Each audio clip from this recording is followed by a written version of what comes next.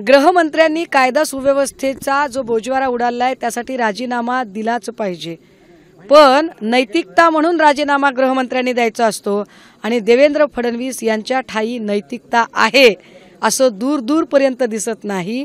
उलट म्हणजे 4 दिवसाखाली पोलीस स्टेशनमधला गोळीबार, परवा दिवशी फेसबुक लाईव्ह करून मॉरिस आणि अभिषेक घोसाळकरची हत्या आणि लागोपाठ काल लगेचच पत्रकार निखिल वागळे, असीम सरोदे, विश्वंभर चौधरी यांच्यावर झालेला हल्ला।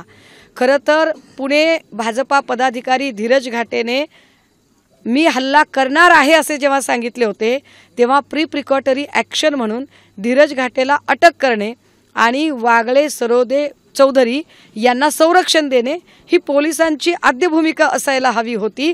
परंतु मुळात आम्हाला आता असं वाटतंय की महाराष्ट्रातल्या दंगली, महाराष्ट्रातली गुन्हेगारी ही जणू काही सरकार पुरस्कृत होत आहे। सरकार ठरवून या सगळ्या गोष्टी घडवून आणत आहे। त्यामुळे कुंपणानेच शेत खाल्ले तर दाद कुणाकडे मागायची? गृह मंत्रालयानेच गुन्हेगारी वाढवली तर तक्रार कुठे करायची अशी सध्याची परिस्थिती आहे। एबीपी माझा, उघडा डोळे बघा नीट।